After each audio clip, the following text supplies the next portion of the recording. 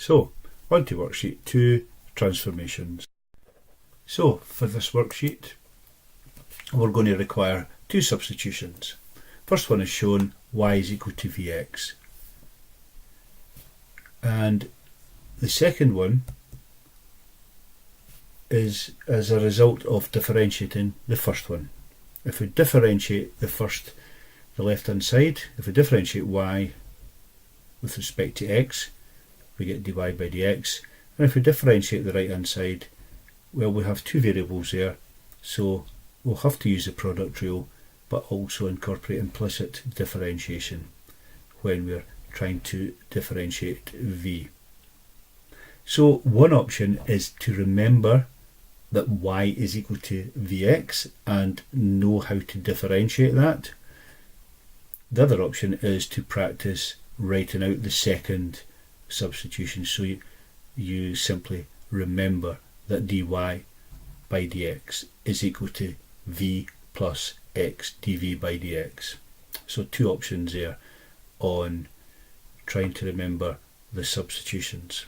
Sometimes they might be given to you in a worksheet, they might be given to you in an exam, they might not. You really have to not count on that and just try to practice remembering and working with these substitutions.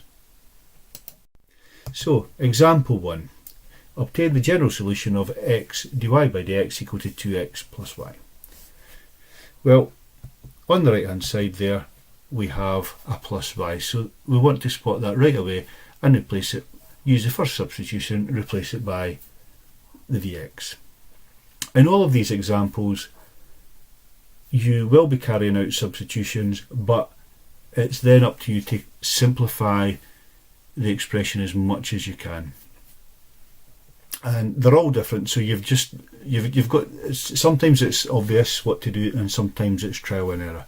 So this is perhaps a case where it's maybe obvious. We have x as part of, there's three terms there, and x is part of each of the three terms. So if we divide everything, each term by x,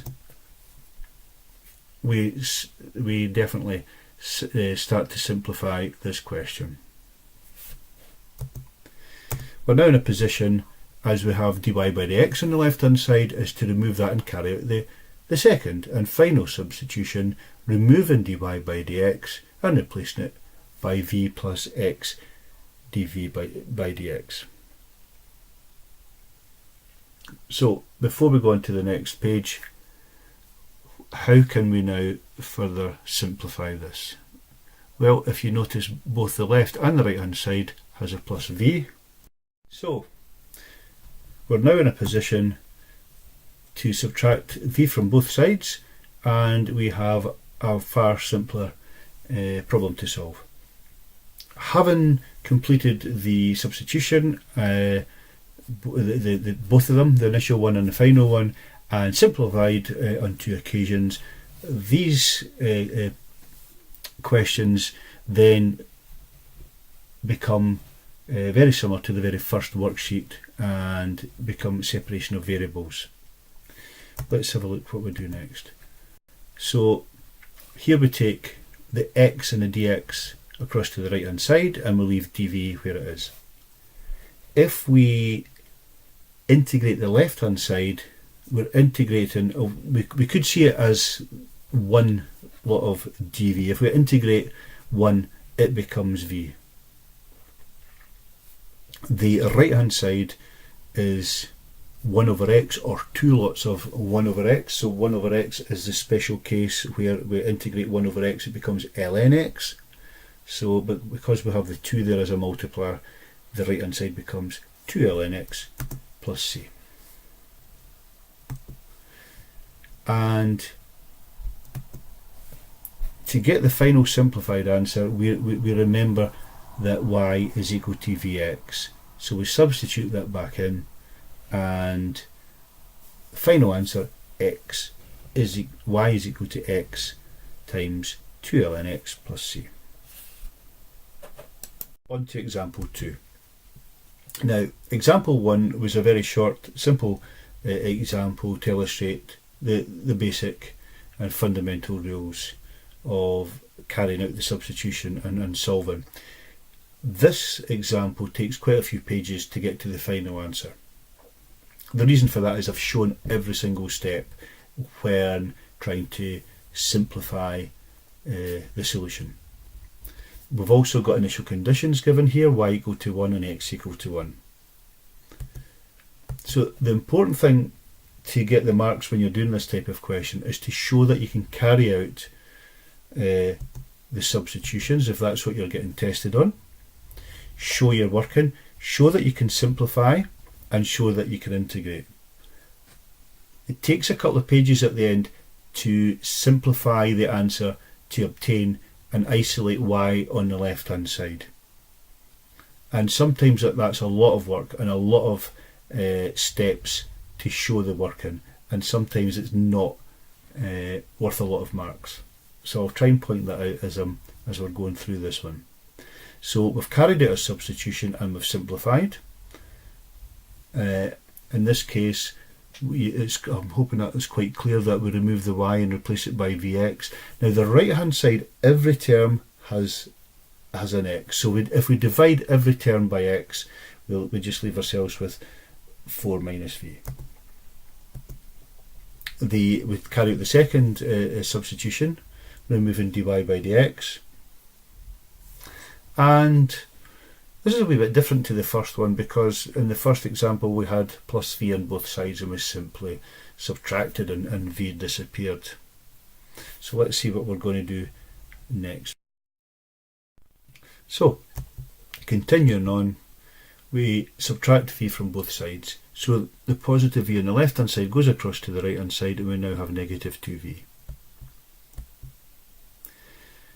We need to be very careful rearranging this to set this up to carry out the integration.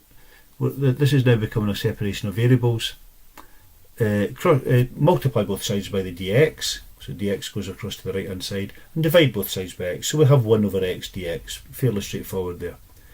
You must be careful on how to deal with the right hand side. We simply cannot pick up the 2v and bring it across and add it to the other side.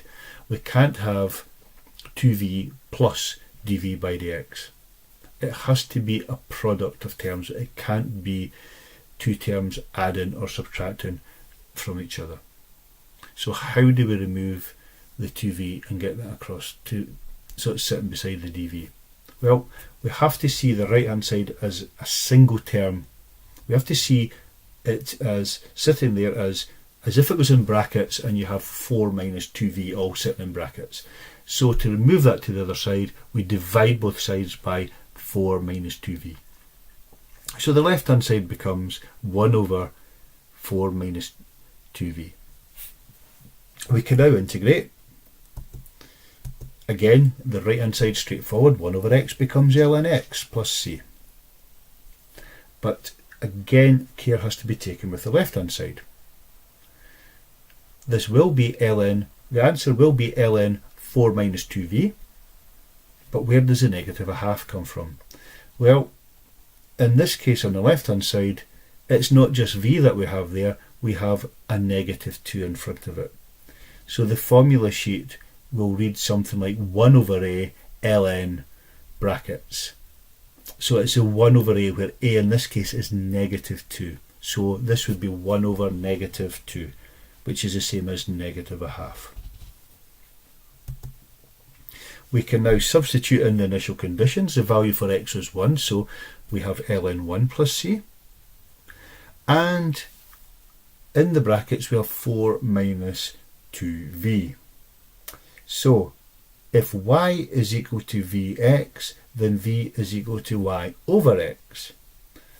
If that's the case, y over x, if the initial conditions were both y and x were equal to 1, then 1 divided by 1 is 1, and 2 times 1 is 2.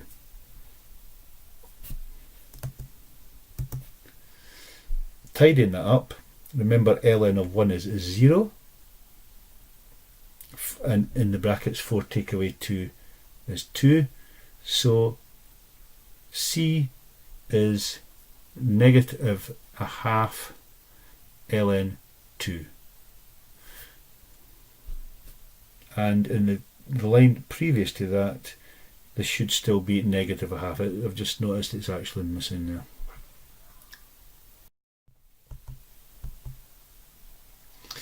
So now that we have a value for C, we have a particular solution.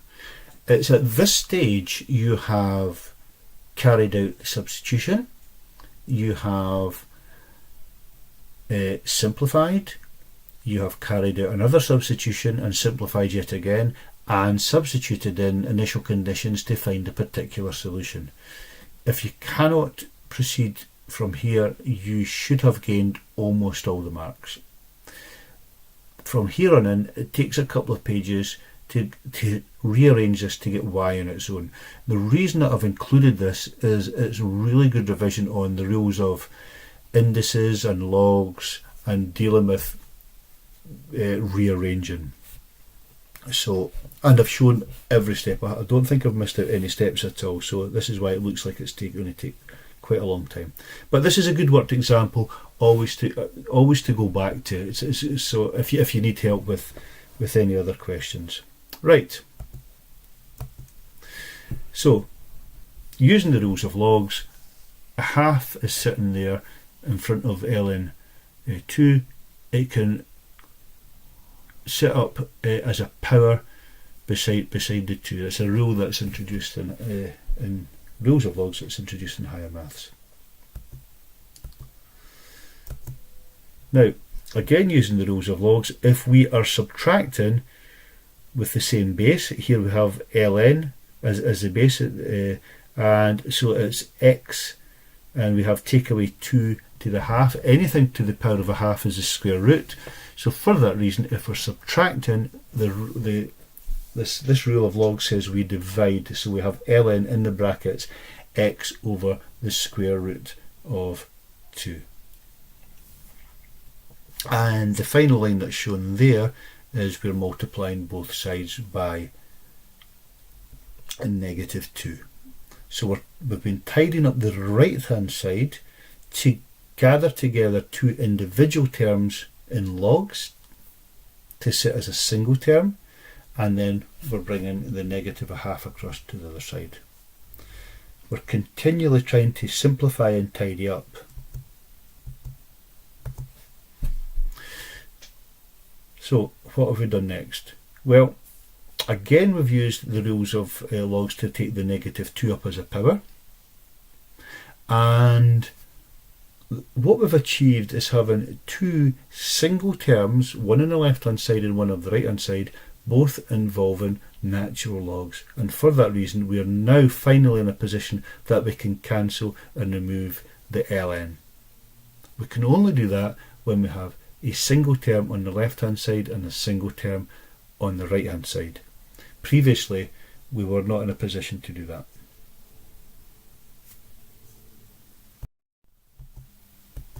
So over the page, using the rules of indices, if we have a negative power, another way of writing the negative power is to say it's 1 over. We then proceed to tidy up and divide by, we're trying to now divide by a fraction.